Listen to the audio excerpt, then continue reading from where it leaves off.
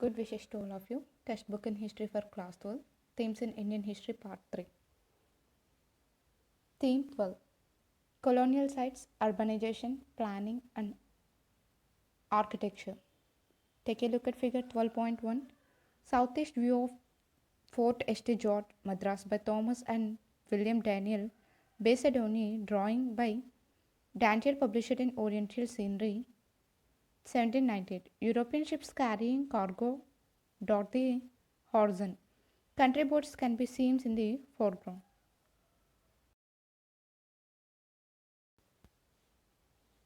In this chapter, we will discuss the process of urbanization in colonial India, explore the distinguishing characteristics of colonial sites, and track social changes within them.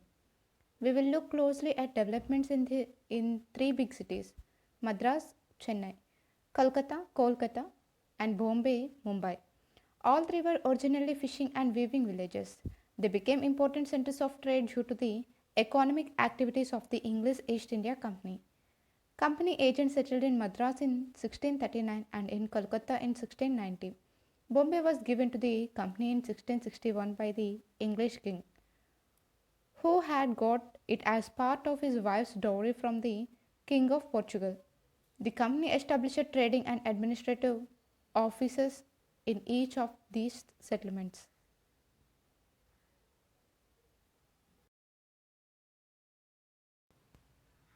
By the middle of the 19th century, these settlements had become the cities from where the new rulers controlled the country.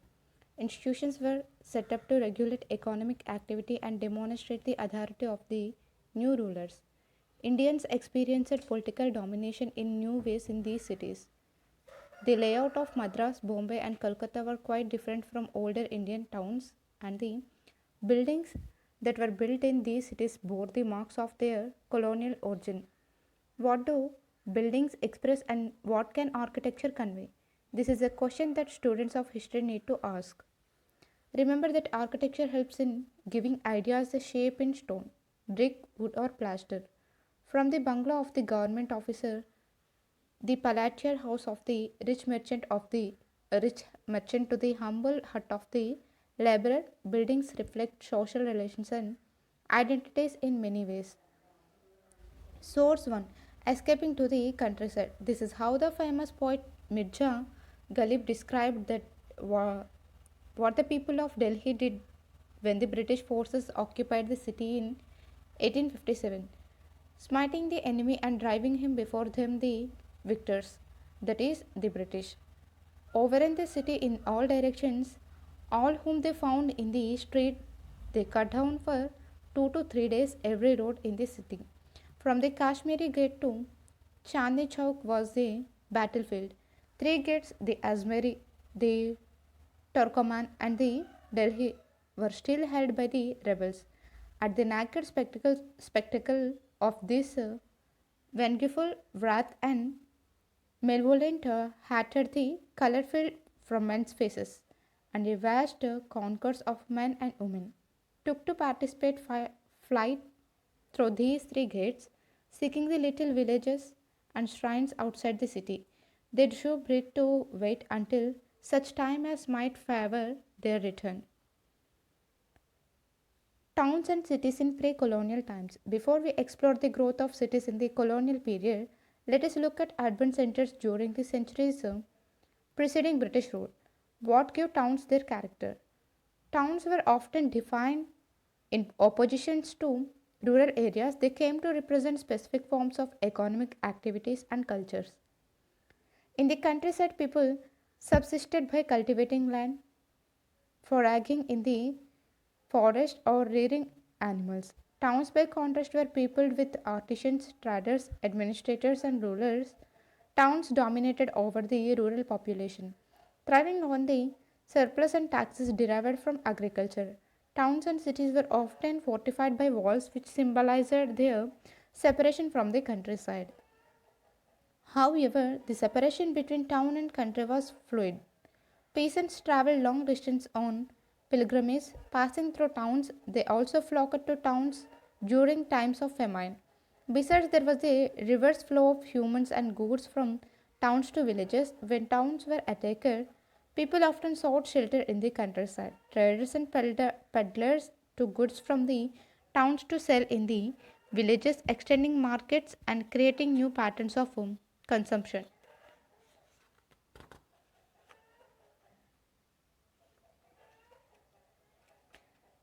Take a look at figure 12.2. Shahjahanabad in 1857, the walls that surrounded the city were demolished after 1857. The Red Fort is on the riverside. At a distance on the ridge to the right, you can see the British settlements and the cantonment.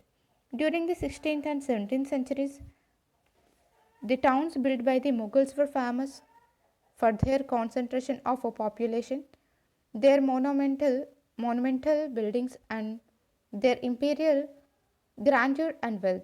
Agra, Delhi, and Lahore were important centers of imperial administration and control. Mansabdars and Jagirdars who were assigned territories in different parts of the empire usually maintained houses in these cities. Residence in these centers of power was symbolic of the status and prestige of a noble. The presence of the emperor and noblemen in these centers meant that a wide variety of services had to be provided. Artisans produced exclusive handicrafts for the households of nobles.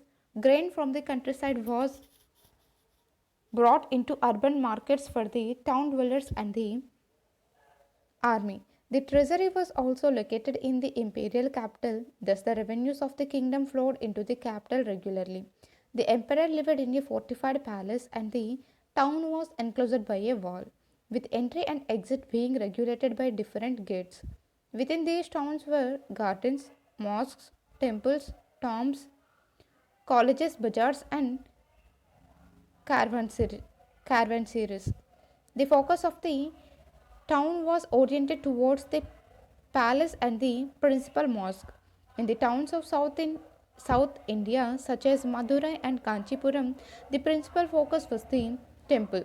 These towns were also important commercial centers. Religious festivals often considered with the fairs, linking pilgrimage with trade. Generally, the ruler was the highest authority and the principal patron of religious institutions.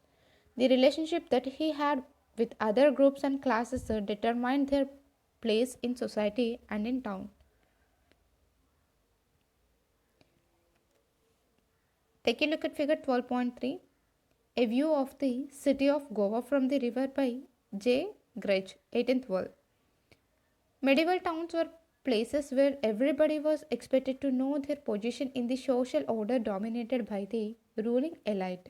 In North India, maintaining this order was the work of the imperial officer called the Kotwal, who oversaw the internal affairs and policing of the town.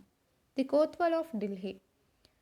Did you know that the first Prime Minister of India, Jawaharlal Nehru's grandfather, Gangadhar Nehru, was the Kotwal of Delhi before the revolt of 1857? Read Jawaharlal Nehru autobiography for more details. Quashpa is a small town in the countryside, often the seat of a local notable. Ganj refers to a small fixed market. Both Quashpa and Ganj dealt in cloth, fruit, vegetables, and milk products. They provided for noble families and the army. Changes in the 18th century. All this started changing in the 18th century with political and commercial realignments. Old towns went into decline and new towns developed. The gradual erosion of Mughal power led to the demise of towns associated with their rule. The Mughal capitals Delhi and Agra lost their political authority.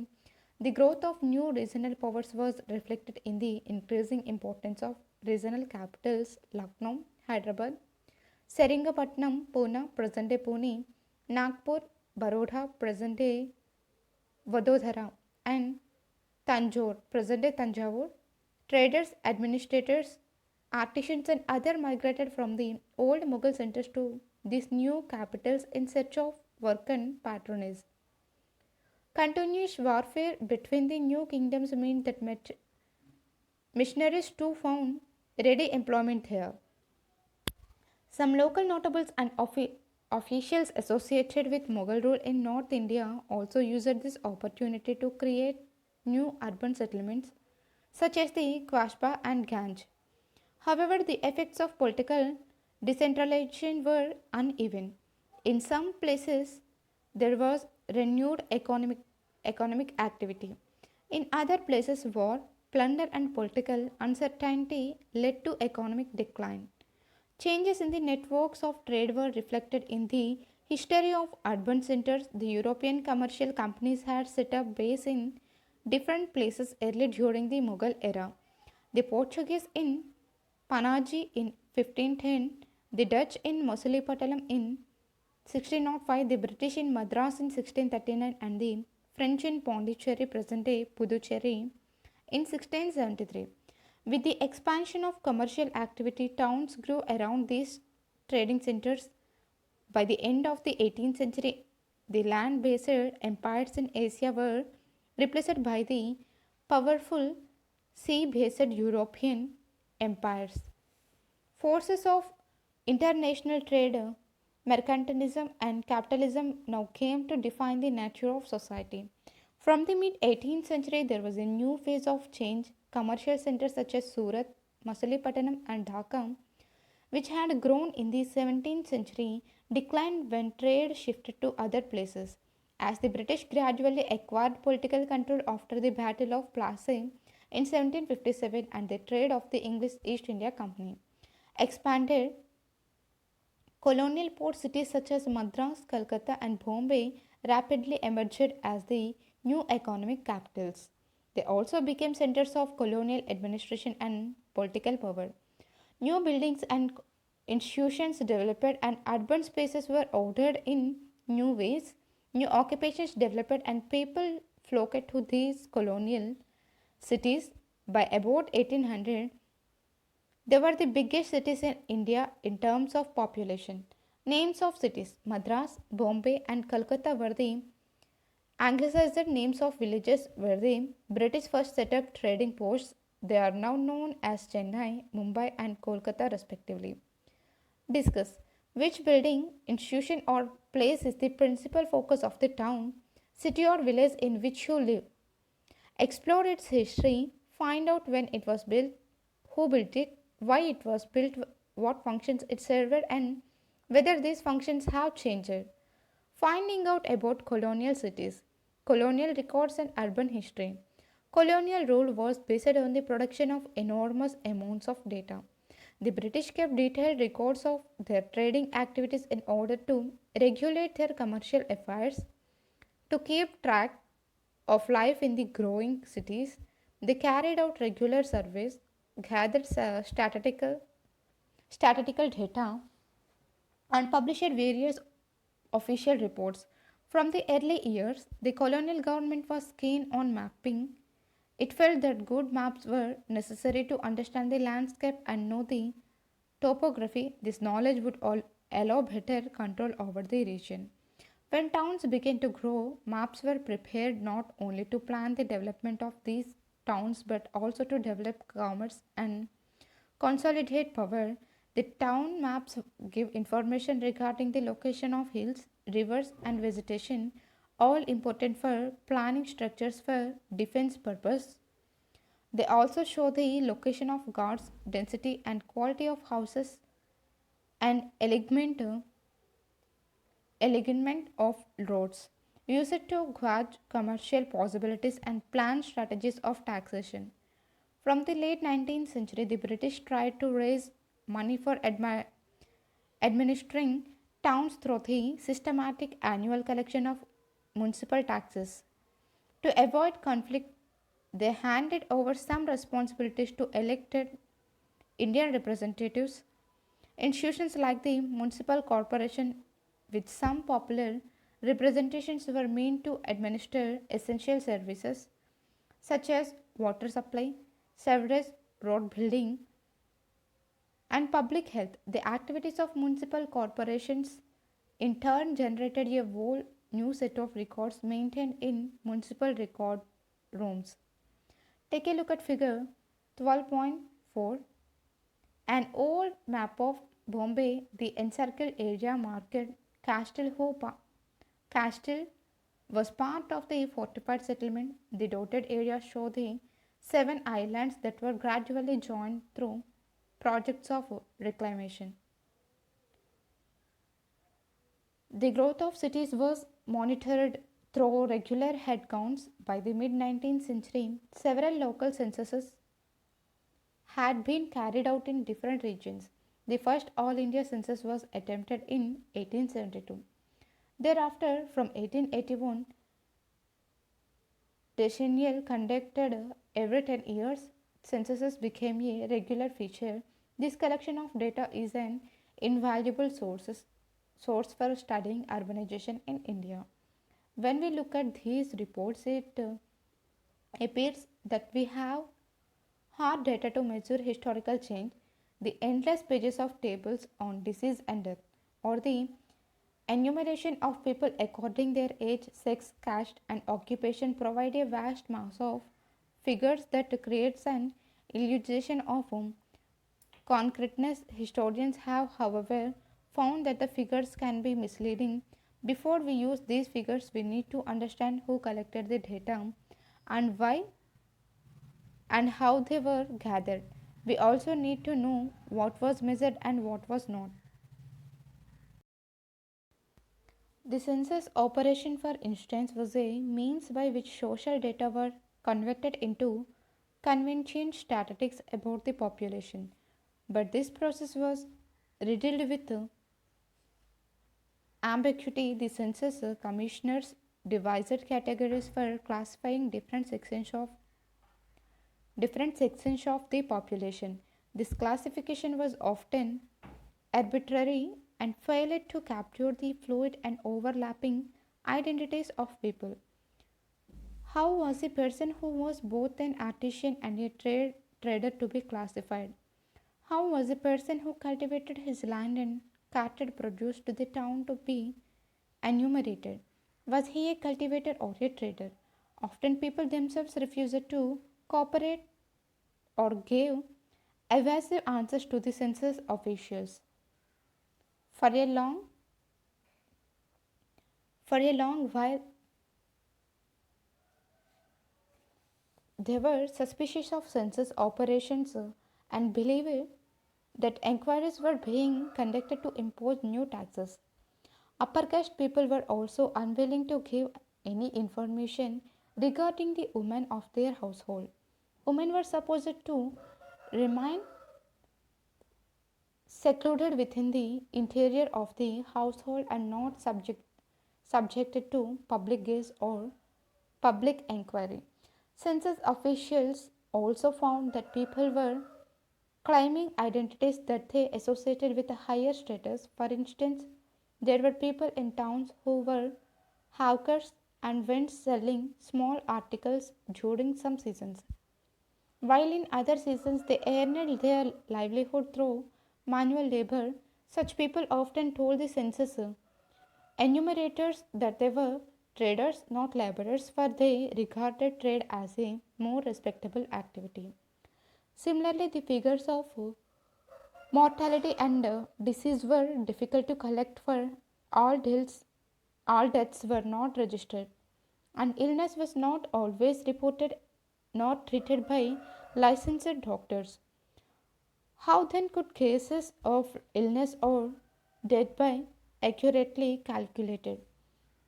Thus, historians have to use sources like the census with great caution, keeping in mind their possible biases, recalculating figures and understanding what the figures do not tell. However, census, survey, maps, and records of institutions like the municipality help us to study colonial cities in greater detail than is possible for pre colonial cities. What maps reveal and conceal? The development of survey methods, accurate scientific instruments, and British imperial needs meant that maps were prepared with great care. The Survey of India was established in 1878. While the maps that were prepared give us a lot of information, they also reflect the bias of the British rulers. Large settlements of the poor in towns went unmarked on maps because they seemed unimportant to the rulers. As a result, it was assumed that these blank spaces on the map were available for other development schemes. When these schemes were undertaken, the poor were evicted. Trends of change. A careful study of censuses reveals some fascinating trends. After 1800, urbanization in India was sluggish. All through the 19th century up to the first two decades of the 12th, the proportion of the urban population to the total population in India was extremely low and had remained stagnant. This is clear from figure 12.5. In the 40 years between 1900 and 1940, the urban population increased from about 10% of the total population to about 13%. Beneath this picture of changelessness, there were significant variations in the patterns of urban development in different regions. The smaller towns had little opportunity to grow economically. Calcutta, Bombay, and Madras, on the other hand, grew rapidly and soon became sprawling cities. In other words, the growth of these three cities as the new commercial and administrative centers was at the expense of other existing urban centers. Take a look at figure 12.5. Urbanization in India 1891 to 1941.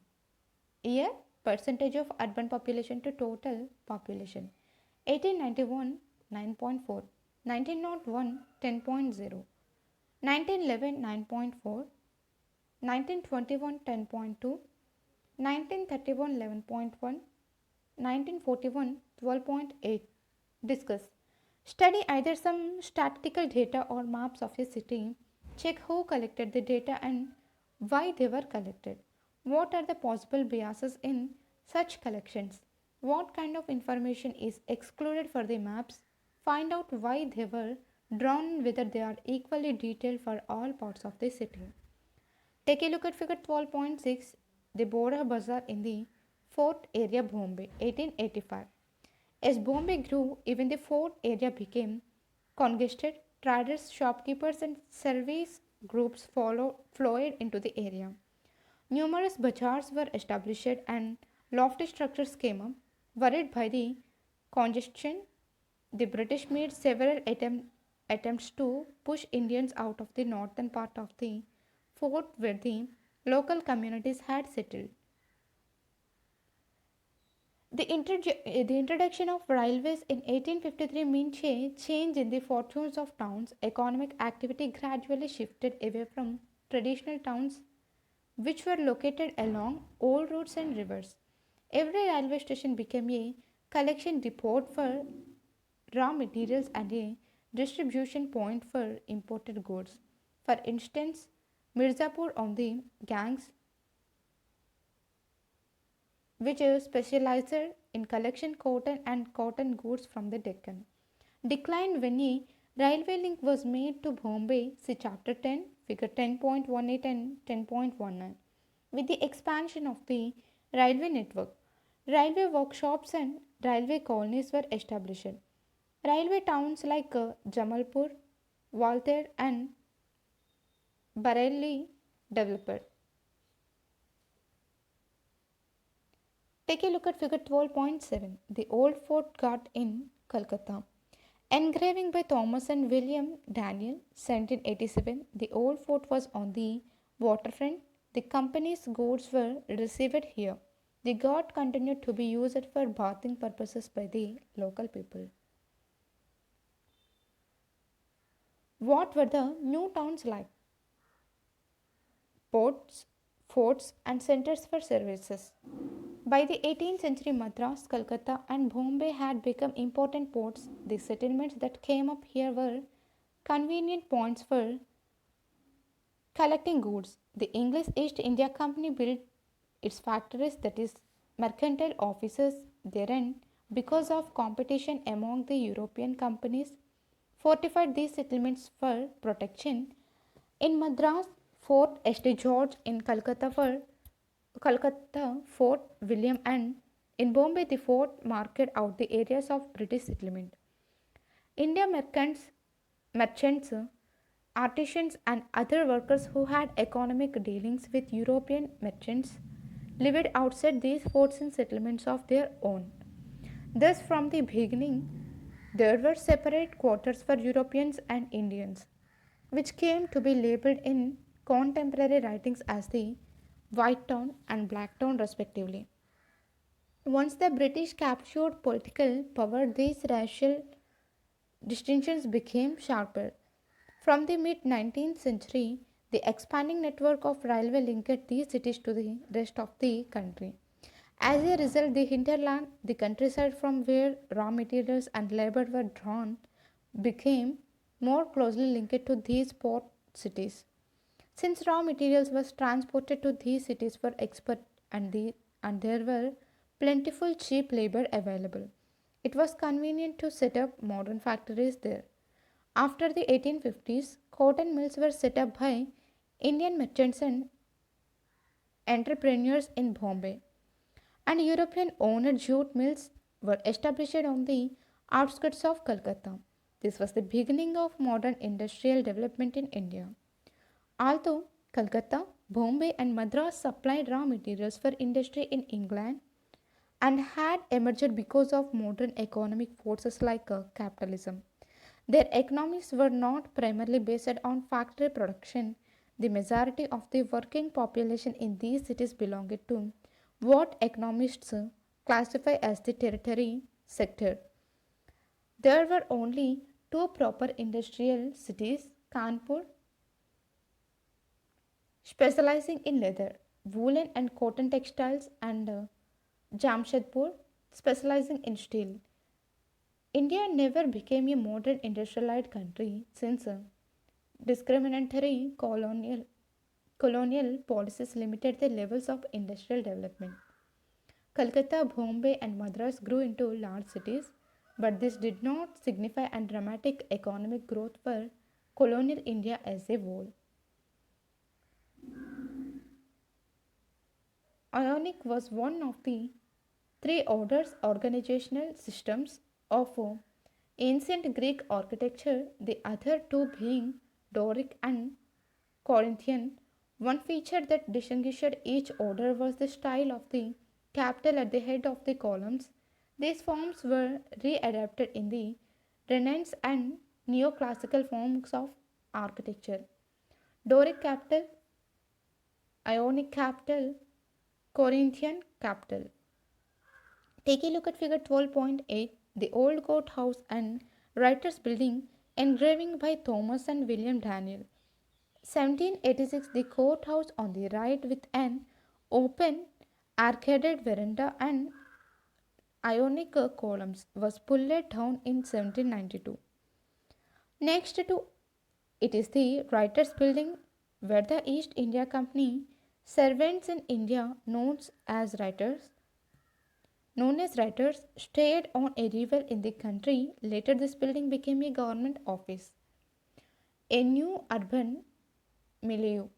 Colonial cities reflected the mercantile culture of the new rulers.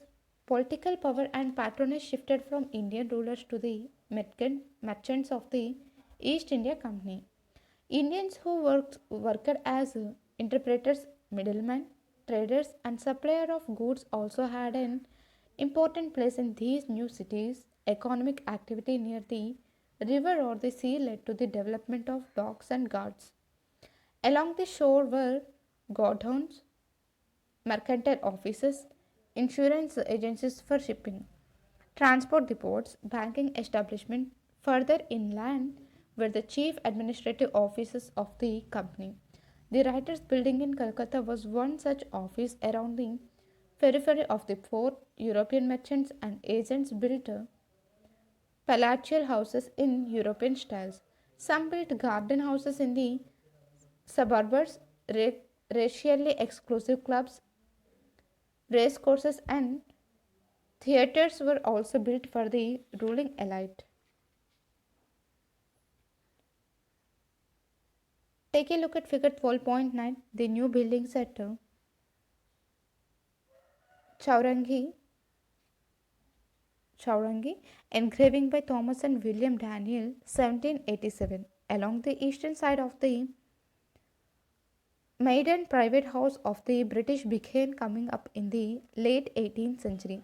Most were in a Palladian style with pillared verandas that were meant to keep off the summer heat. Take a look at figure 12.10, the Marble Palace. Calcutta, this is one of the most elaborate structures built by an Indian family belonging to the new urban elite. The rich Indian agents and middlemen built large traditional courtyard houses in the Black Town in the vicinity of the bazaars. They bought up large tracts of land in the city as future investment. To impress their English masters, they threw lavish parties during festivals. They also built temples to establish their status in society. The laboring poor provided a variety of services to their European and Indian masters as cooks, plankion, bearers, coachmen, guards, potters, and construction and dock workers. They lived in makeshift huts in different parts of the city. The nature of the colonial city changed further in the mid 19th century after the revolt of 1857. British attitudes in India were shaped by a constant fear of rebellion. They felt that towns needed to be better defended and white people had to live in more secure and segregated enclaves away from the threat of the natives. Pasture lands and agriculture fields around the older towns were cleared and new urban spaces called civil lines were set up. White people began to live in the civil lines, cantonments, places where Indian troops under European command were stationed were also developed as safe enclaves. These areas were separate from but attached to the Indian towns, with broad streets, bungalows set amidst large gardens, barracks, parade ground, and church. They were meant as a safe haven of European as well as a model of ordered urban life in contrast to the densely built up Indian towns. For the British, the black areas came to symbolize not only chores and anarchy but also filth and disease. For a long while, the British were interested primarily in the cleanliness and hygienic of the white areas, but as epidemic of cholera and plague spread, killing thousands, colonial officials felt the need for more stringent measures of sanitization and public health. They feared that disease would spread from the black to the white areas. From the 1860s and 1870s, stringent administrative measures regarding sanitation were implemented and building activity in the Indian towns was regulated. Underground piped water supply and sewerage and drainage system were also put in place around this time. Sanitary vigilance thus became another way of regulating Indian towns. Take a look at figure 12.11. Chitpur Bazaar by Charles D. Oily. Chitpur Bazaar was at the border of the Black Town and White Town in Calcutta. Notice the different types of houses here: the brick building of the wealthy landlord and the thatched house of the poor.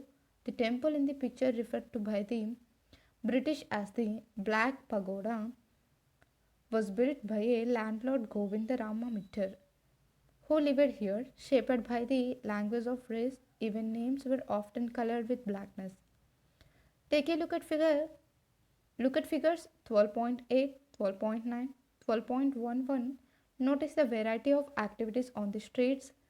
What do the activities tell us about the social life on the streets of Calcutta in the late 18th century? The first hill stations.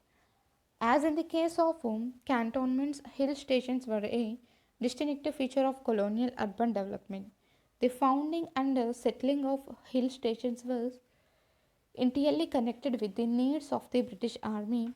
Simla, present day Shimla, was founded during the course of the Gurkha War 1815 16. The Anglo-Maratha War of 1818 led to British interest in Mount Abu, and Darjeeling was wrested from the rulers of Sikkim in 1835. Hill stations became strategic places for billeting troops, guarding frontiers, and launching campaigns against enemy rulers.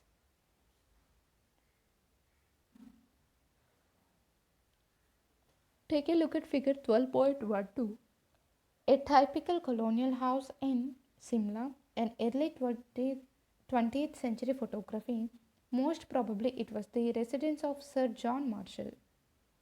The temperate, the temperate and cool climate of the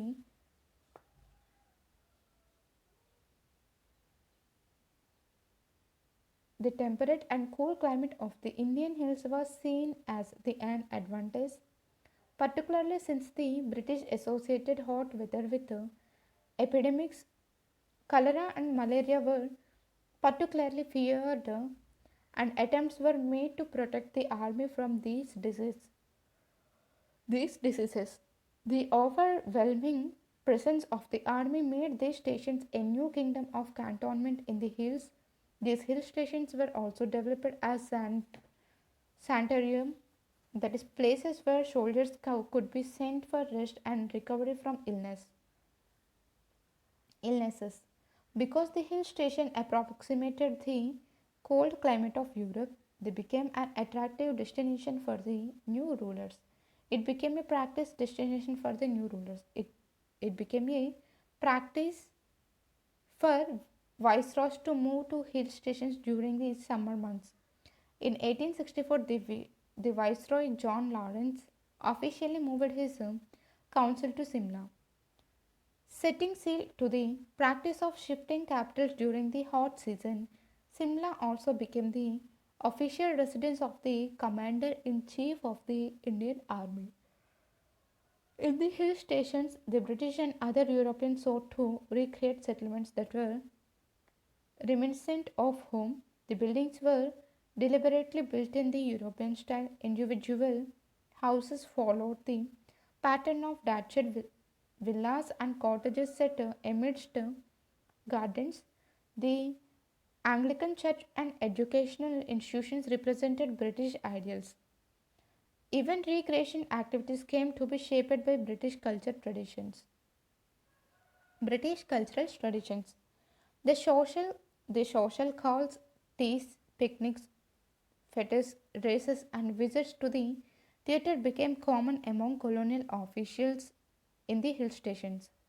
The introduction of the railway made hill stations more accessible to a wide range of people, including Indians, upper and middle class Indians such as Maharajas, lawyers, and merchants were drawn to these stations because they afforded them a close proximity to the ruling British elite. Hill stations were important for the colonial economy, with the setting up of tea and coffee plantations in the adjoining areas and influx of emigrant labor from the plains began. This means that hill stations no longer remained exclusive racial enclaves for Europeans in India. Take a look at figure 12.14, trams on a road in Calcutta. Amar Katha, My Story, by Nodhini Dasi, 1863 to 1941, was a pioneering figure in Bengali theatre in the late 19th and early 20th centuries, and worked closely with the dramatic, dra- dramatist and director Girish Chandra Ghosh, 1844 to 1912. She was one of the prime movers behind the setting up of the Star Theatre, 1883, in Calcutta, which became a center for famous productions between 1910 and 1913. She serialized her autobiography, Amar Katha, My Story. A remarkable personality, she examined the problem women faced in recasting their roles in society.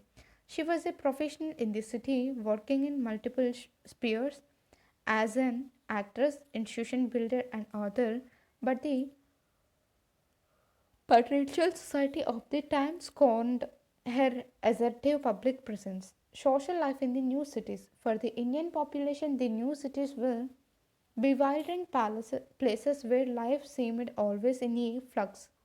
There was a dramatic contrast between extreme wealth and poverty.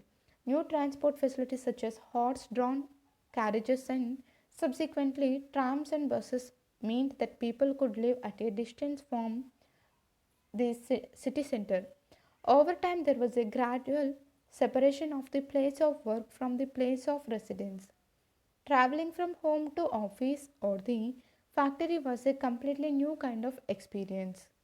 Also, to the sense of coherence and familiarity of the old towns was no longer there. The creation of public places, for example, public parks, theatres, and from the 20th century, cinema halls provided exciting new forms of entertainment and social interaction.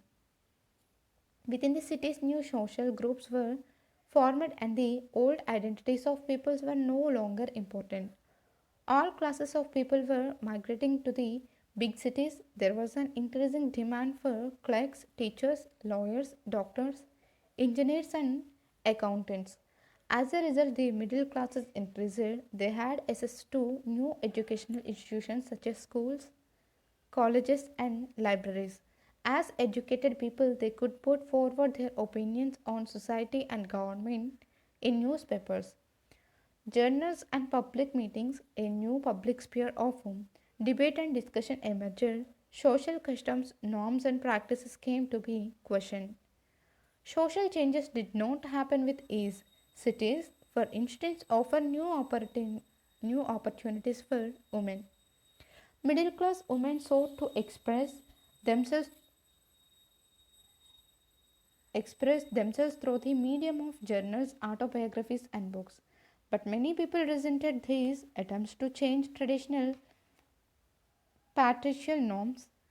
Conservatives feared that the education of women would turn the world upside down and threaten the basis of the entire social order. Even reformers who supported women's education saw women primarily as mothers and wives and wanted them to remain within the enclosed spaces of the household. Over time, women became more visible in public as they entered new professions in the city as domestic and factory workers,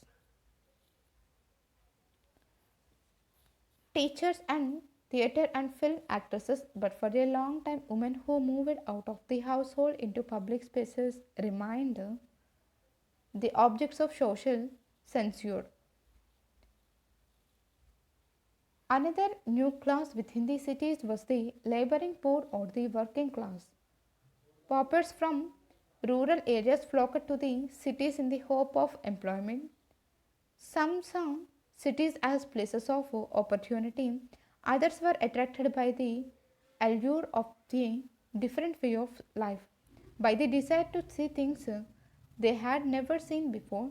To minimize costs of living in the city, most male migrants left their families behind in their village homes. Life in the city was a struggle. Jobs were uncertain, food was expensive, and places to stay were difficult to afford. Yet the poor often created a lively urban culture of their own. They were enthusiastic participants in religious festivals, tamashas, folk theatre, and swines satires, which often mocked the pretensions of their masters, Indian and European. Take a look at figure 12.15, a late 19th century Kaligat painting. Male anxiety about female power was often expressed through the figure of the woman as a charmer who transformed men into sheep. As women began to be educated and moved out of the seclusion of their homes, such images of women began to proliferate in popular prints. Discuss which is the railway station closest to your residence. Find out when it was built and whether it was built to transport goods or people. Ask older people what they knew about the station, how often do you go to the station and why. Source 2 Through the eyes of poor migrants. This is a slang that was popular amongst the inhabitants of Jelepara fishermen's quarter, Calcutta, in the early 20th century. दिल में एक भावना से कलकत्ता में आया। आर्य समाज, ब्रह्म समाज, गिरिजा मस्जिद एक लौता में मिलता दूध पानी सब चीज। छोटा बड़ा आदमी साहब बहर करके दांत झपट मार के बोलता है अंग्रेजी में बात।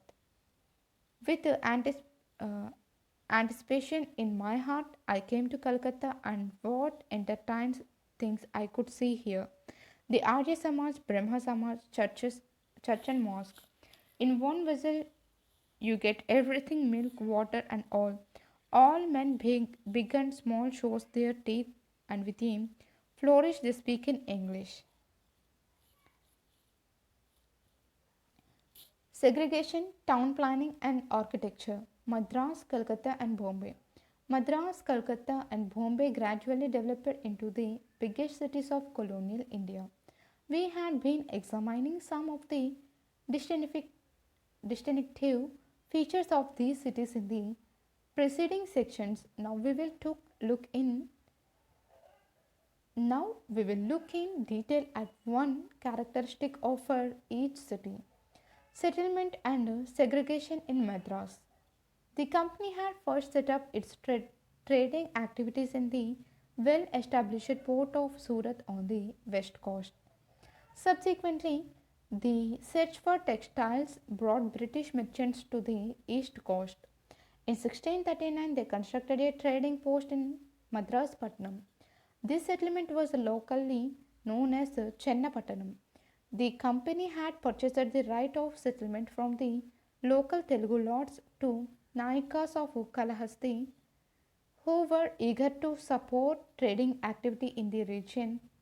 Rivalry 1746 to 63 with the French East India Company led the British to fortify Madras and give their representatives in present political and administrative functions. With the defeat of the French in 1761, Madras became more secure and began to grow into an important commercial town. It was here that the superiority of the British and the subordinate position of the Indian merchants was most apparent. Fort St. George became the nucleus of the White Town where most of the Europeans lived. Walls and bastions made this a distinct enclave. Color and religion determined who was allowed to live within the fort. The company did not permit any marriages with Indians. Other than the English, the Dutch and Portuguese were allowed to stay here because they were European and Christian. The administrative and judicial systems also favored the white population. Despite being few in number, the Europeans were the rulers and the development of Madras followed the needs and convenience of the minority whites in the town. The black town developed outside the fort. It was laid out in straight lines. A characteristic of colonial towns, it was, however, demolished in the mid 1700s fort. A new black town developed further to the north. This housed weavers, artisans, middlemen, and interpreters who played a vital role in the company trade. Take a look at figure 12.16, a map of Madras. The white town around Fort St. George is on the left and the old black town is on the right. Fort St. George is marked with a circle. Notice how the black town was laid out. Take a look at figure 12.17, part of the Black Town, Madras by Thomas and William Daniel, based on a drawing by Daniel published in Oriental Scenery 1798. The old black town was demolished to create the open space you see in this picture. Originally cleared as a line of fire, The open ground was later maintained as a green area. On the horizon, you can see part of the new black town that came up at a distance from the fort. Pet is a Tamil word meaning settlement, while Puram is used for a village.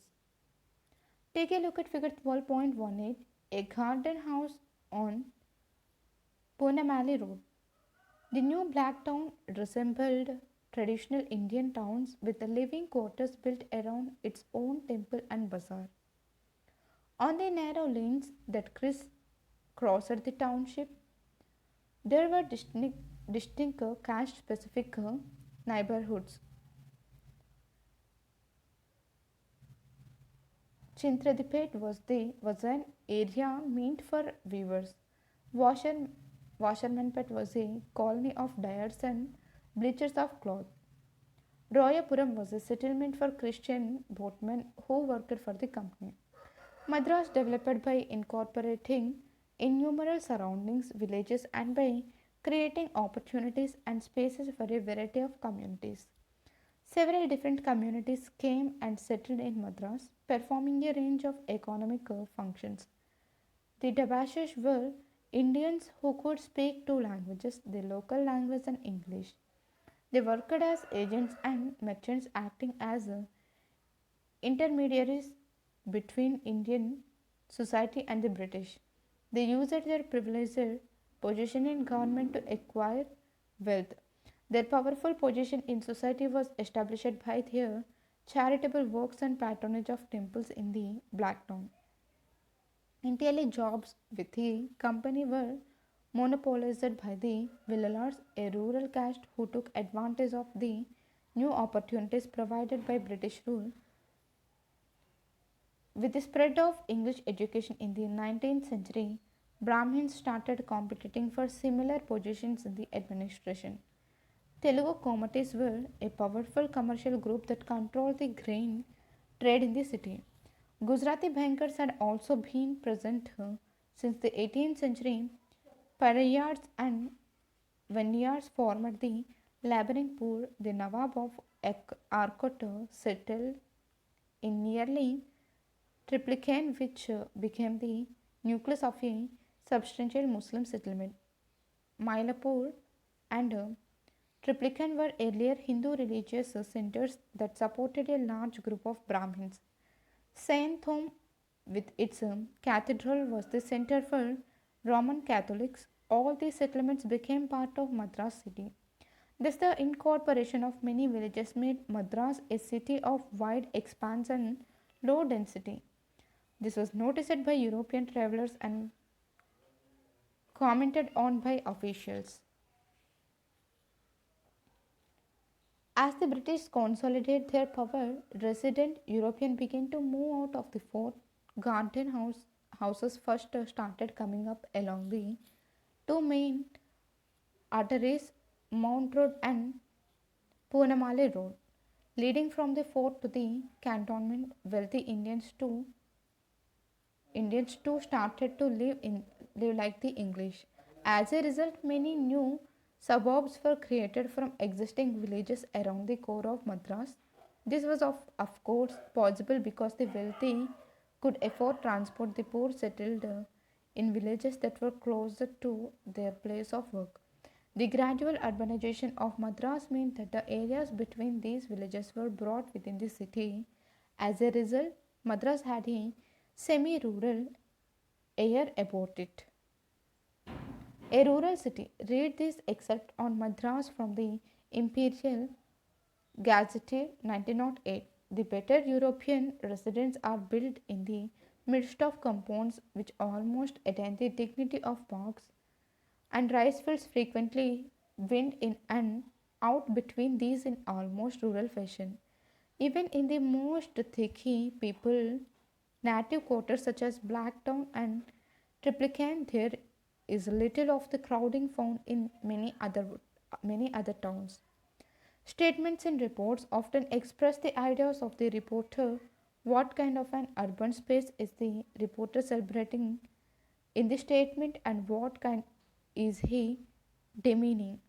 Would you agree with these ideas? Town planning in Calcutta.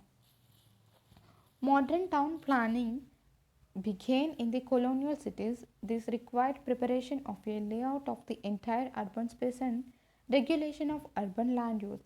Planning was usually inspired by a vision of what the city should look like, how it would be developed, and the way in which spaces would be reorganized and ordered. The ideology of development that this vision reflected presumed exercise of state power over urban lives and urban spaces. There were many reasons why the British took upon themselves the task of town planning from the early years of their rule in Bengal. One immediate reason was defense. In 1756, Sirajuddaulah, the Nawab of Bengal, attacked Calcutta and sacked the small fort which the British raiders had built as their depot for goods. The English East India Company traders had been continuously questioning the sovereignty of the Nawab. They were reluctant to pay customs duties and refused to comply with the terms on which they were expected to operate. So, Sirajuddaulah wanted to assert his authority. Subsequently, in 1757, when Sirajuddaulah was defeated in the Battle of Plassey, the East India Company decided to build a new fort, one that could not be easily attacked. Calcutta had grown from three villages called Sutharati, Kolkata and Govindpur. The company cleared a site in the southernmost village of Govindpur, and the traders and weavers living there were asked to move out. Around the new Fort William, they left a vast open space which came to be locally known as the Maiden or Garirnath.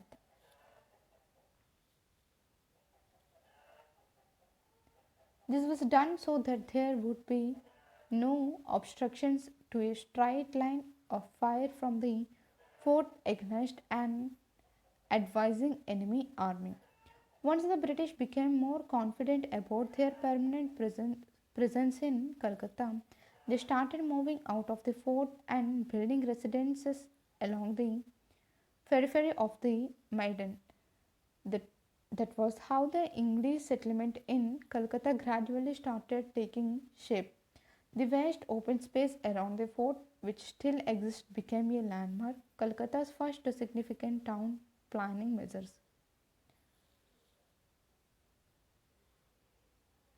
Take a look at figure 12.19, Government House, Calcutta by Charles D. Oily. 1840, the residence of the Governor General, the Government House built by Wellesley, was meant to symbolize the grandeur of the Raj.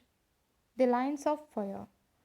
Interestingly, the pattern devised for Calcutta was replicated in many other towns. During the revolt of 1857, many towns became rebel strongholds after their victory. The British proceeded to make these places safe for themselves. In Delhi, for instance, they took over the Red Fort and stationed an army there. Then they destroyed buildings closer to the fort, creating a substantial empty space between the Indian neighborhoods and the fort. The logic was the same as in Calcutta 100 years ago.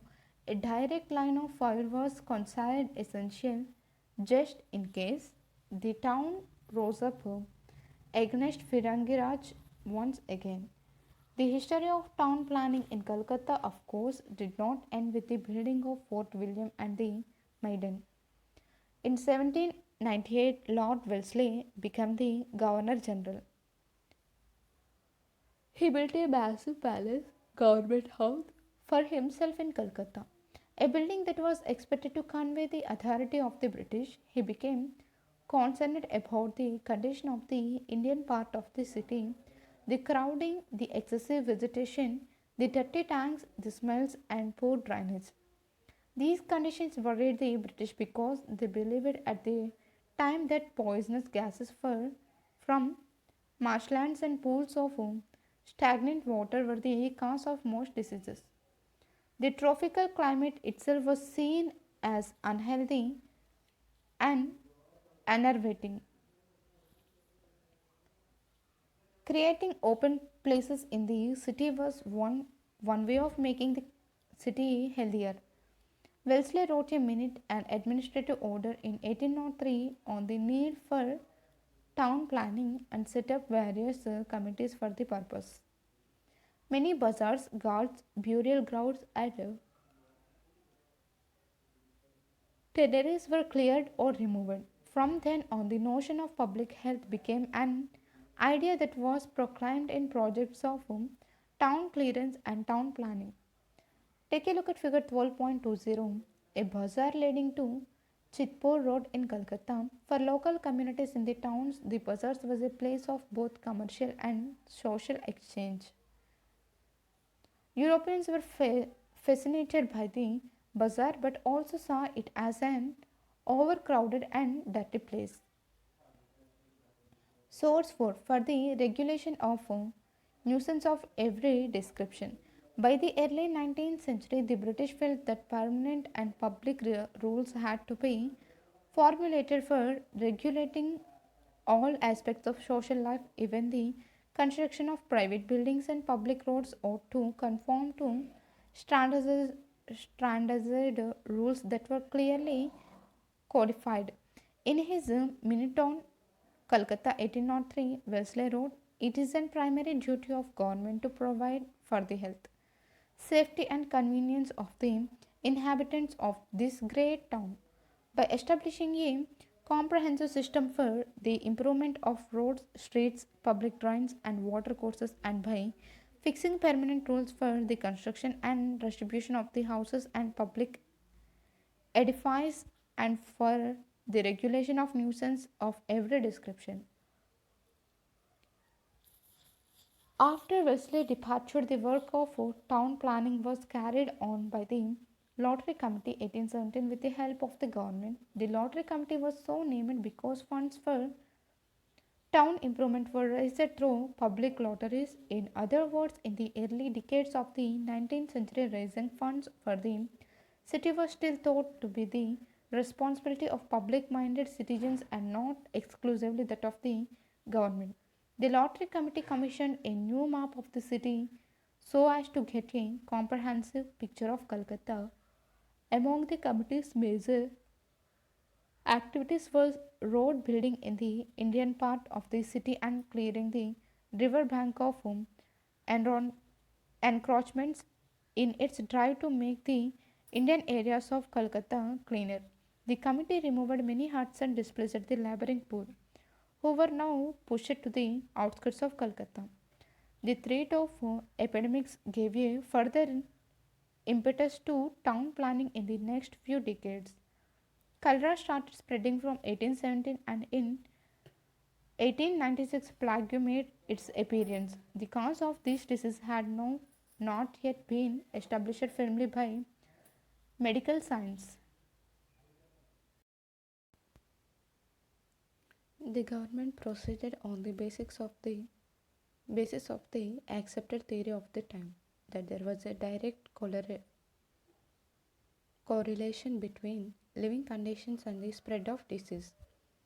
Such views were supported by prominent Indian merchants in the city, such as Dwarkanath Tagore and Rostomji Kovashri, who felt that Calcutta needed to be made more healthy. Densely built up areas were seen as insanitary since they obstructed direct sunlight and circulation of air. That was why working people's huts or bustis, bustis became the target of demolition. The poor in the city, workers, hawkers, artisans, potters, and the unemployed were once again forced to move to distant parts of the city. Frequent fires also led to stricter building regulations. For instance, thatched huts were banned in 1836 and tiled roofs made mandatory. How does Wellesley define the duty of the government? Read this section and discuss what impact these ideas, if implemented, would have had on the Indians living in the city. Basti in Bengali and Hindi originally meant neighborhood or settlement. However, the British narrowed the sense of the word to mean makeshift huts built by the poor. In the late 19th century, bastis and incendiary slums became synonymous in British records. Take a look at figure 12.21, a part of the European town in Calcutta after the lottery committee improvements. From the plan by J.A. Schalch, 1825, you can see the European houses with the compounds. By the late 19th century, official intervention in the city became more stringent. Gone were the days when town planning was seen as a task to be shared by inhabitants and the government. Instead, the government took over all the initiatives for town planning, including funding. This opportunity was used to clear more huts and develop the British portions of the town at the expense of other areas. The existing racial divide of the white town and black town was reinforced by the new divide of healthy and unhealthy. Indian representatives in the municipality protested against this unfair bias towards the development of the European parts of the town.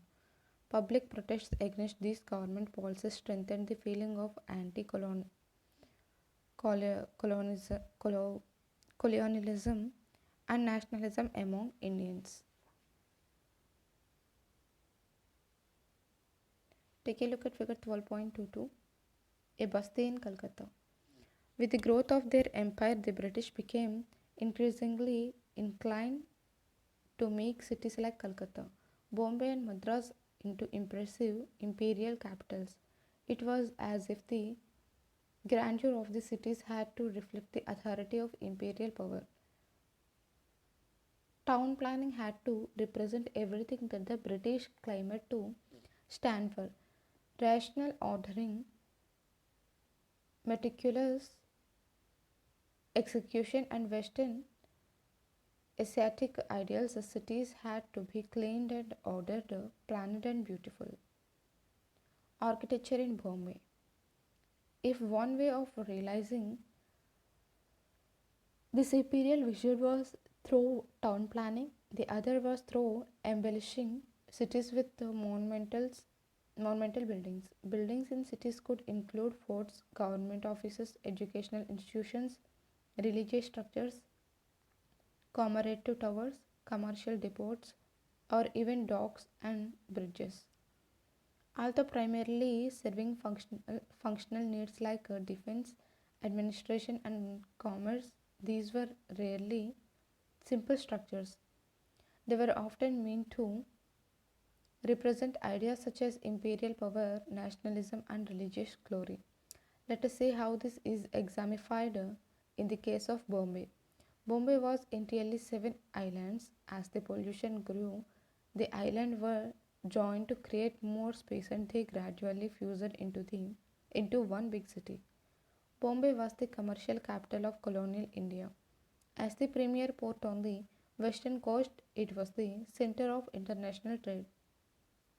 By the end of the 19th century, half the imports and exports of India passed through Bombay.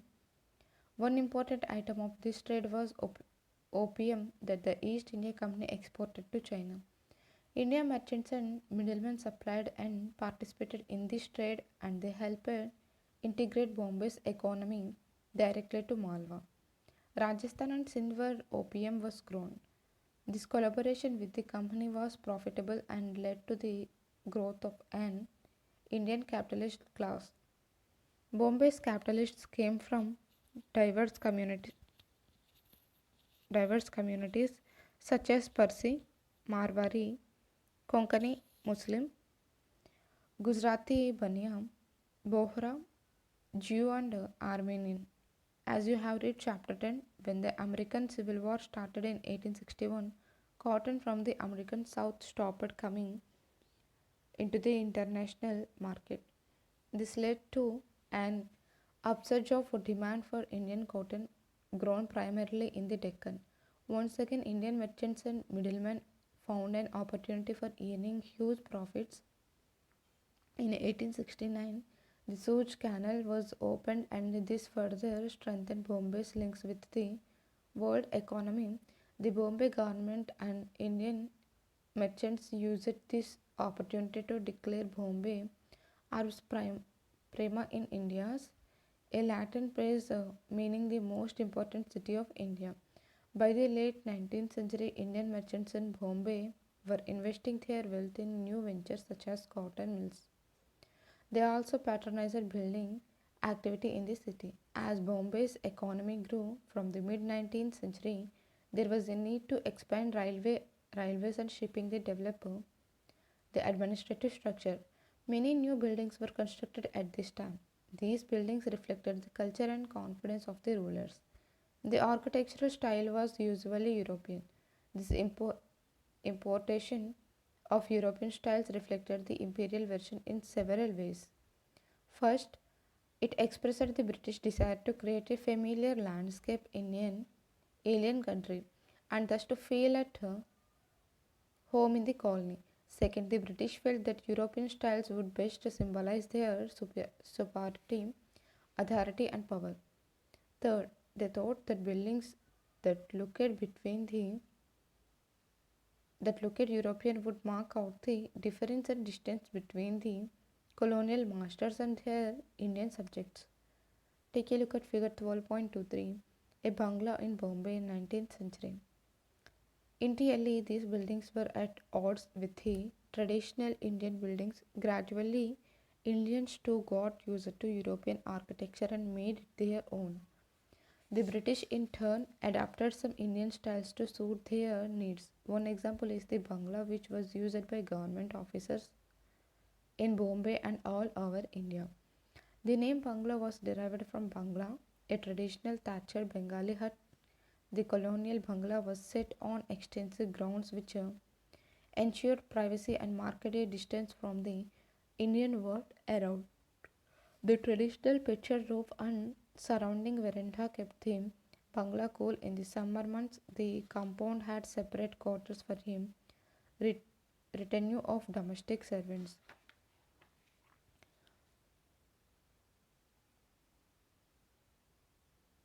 The bungalows in the civil lines thus became a racially exclusive enclave in which the ruling classes could live self sufficient lives without daily social contact with Indians. Take a look at figure 12.24, the town hall in Bombay, which now houses the Asiatic Society of Bombay. Picture roof is a term used by architects to describe a sloping roof. By the early 20th century, picture roofs became less common in bungalows, although the general plan remained the same. Take a look at figure 12.25. The Elphinstone circle. Note the pillars and arches derived from Greco-Roman architecture. For public buildings, three broad architectural styles were used. Two of these were direct imports from fashions prevalent in England. The first was called Neoclassical or the New Classical. Its characteristics included construction of geometrical structures fronted with lofty pillars. It was derived from a style that was originally typical of buildings in ancient Rome and was subsequently revived, readapted, and made popular during the European Renaissance. Renaissance. It was considered particularly appropriate for the British Empire in India. The British imagined that a style that embodied the grandeur of imperial Rome could now be made to express the glory of imperial India. The Mediterranean origins of this architecture were also thought to be suitable for tropical weather. Take a look at figure 12.24. Was built in this style in 1833. Another group of commercial buildings built during the cotton boom of the 1860s was the Elphinstone Circle, subsequently named Harniman Circle after an English editor who courageously supported Indian nationalists. This building was inspired from models in Italy. It was innovative use of covered arcades at ground level to shield the shopper pedestrian from the fierce sun and rain of Bombay. Another style of another style that was Another style that was extensively used was the neo-Gothic, characterized by high-pitched roofs, pointed arches, and detailed decoration. The Gothic style had its roots in buildings, especially churches, built in northern Europe during the medieval period. The Neo-Gothic or New Gothic styles was revived in the mid-19th century in England. This was the time when the government in Bombay was building its infrastructure, and this style was adapted for Bombay. An impressive group of buildings facing the seafront, including the Secretariat, University of Bombay, and High Court, were all built in this style. Indians gave money for some of these buildings. The University Hall was made with money donated by Sir Kausji Jehangir Reddy Money. A rich Parsi merchant, the University Library Clock Tower was similarly founded by the banker Premchand Roychand and was named after his mother as Rajabai Tower. Indian merchants were happy to adopt the Neo-Gothic style since they believed that building styles, like many ideas brought in by the English, were progressive and would help make Bombay into a modern city. Take a look at figure 12.26, Bombay Secretariat, designed by H.S.T. Claire Wilkins, drawing from the builder 20 November 1875. However, the most spectacular example of the neo-Gothic styles is the Victoria Terminus, the station and headquarters of the Great Indian Peninsular Railway Company. The British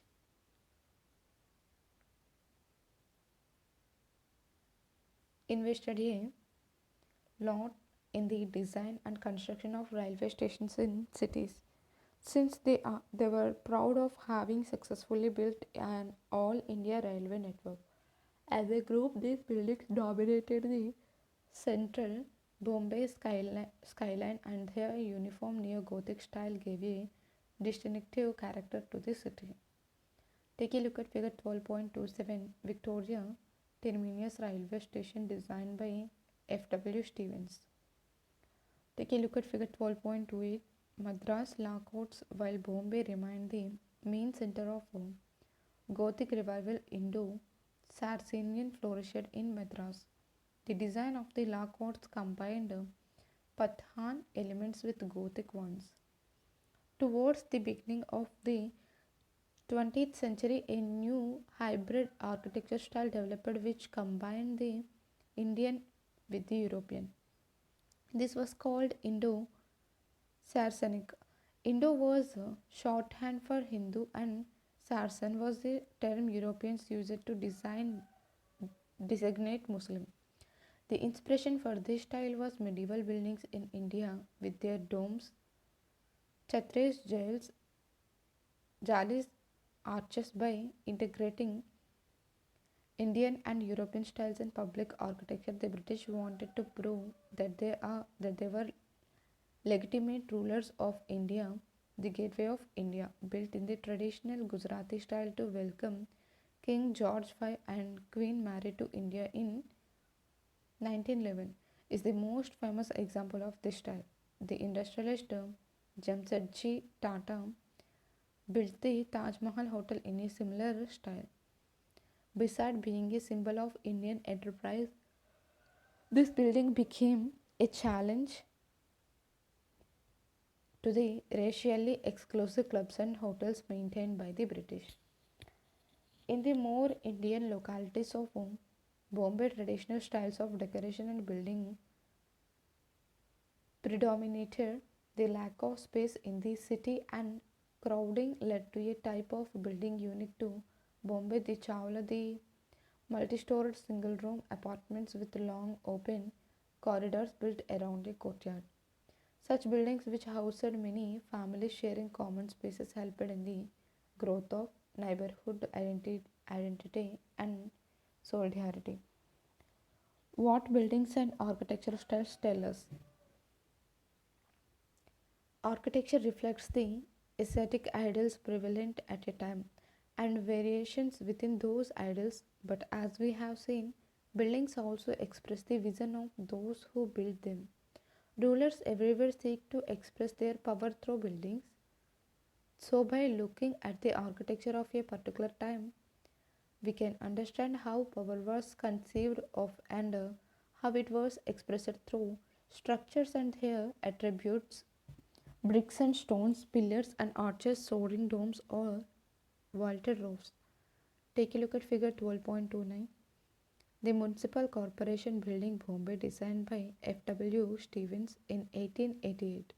Notice the fusion of Oriental and Gothic designs. Take a look at figure 12.30, a Bombay Chawla. Discuss. Choose a historical building that you admire, list its architecture attributes, and find out about its style and why that particular style was adopted.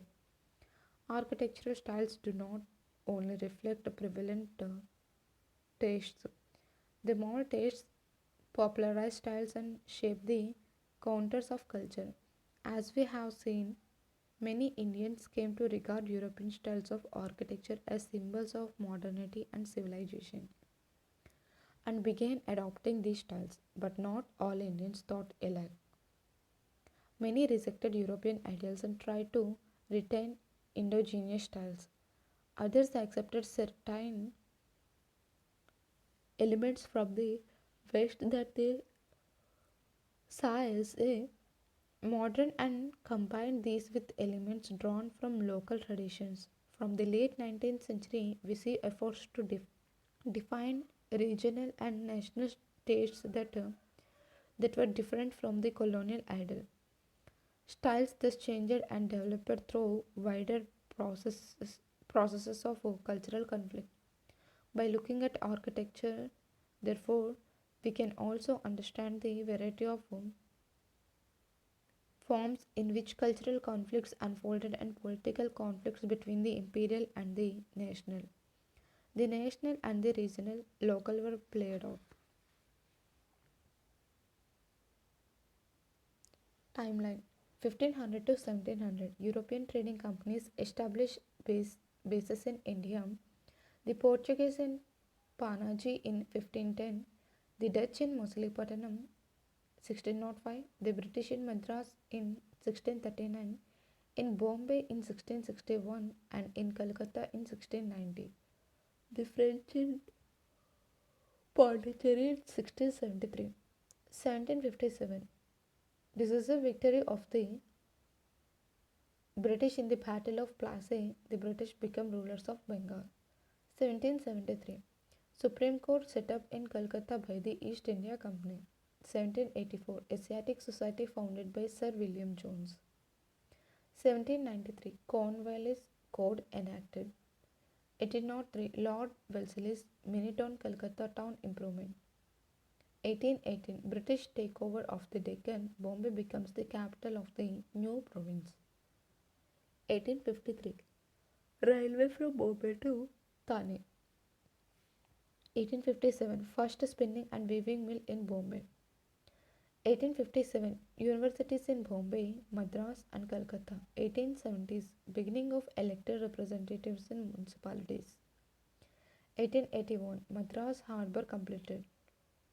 1896. First screening of a film at Watson's Hotel, Bombay. 1896. Plague starts spreading to major cities. 1911. Transfer of capital from Calcutta to Delhi. Answer in 100 to 150 words. Question number 1. To what extent are census data useful in reconstructing patterns of urbanization in the colonial context? Question number 2. What do the terms white and black town signify? Question number 3. How did prominent Indian merchants establish themselves in the colonial city?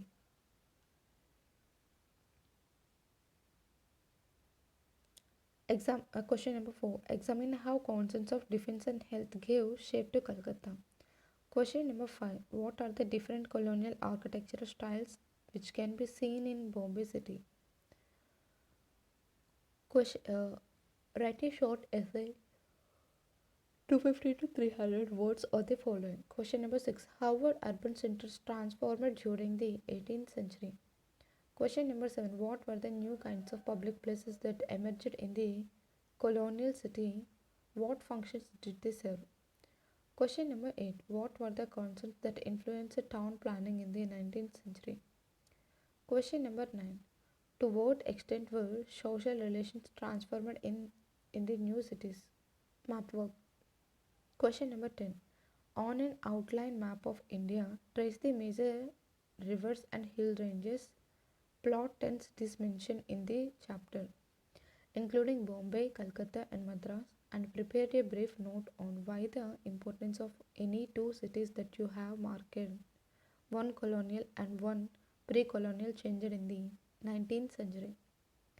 Project Choose One. Question number 11. You have been reading about big colonial cities. Choose any small town with a long history.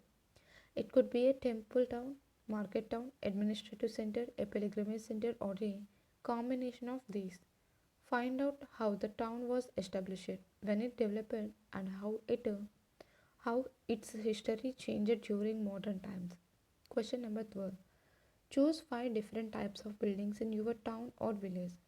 For each of these, find out when it was built, how it was planned, how resources were obtained for its construction, and how long it took to build it. What do the architectural features of the building expresses? If you would like to know more, read. Thank you.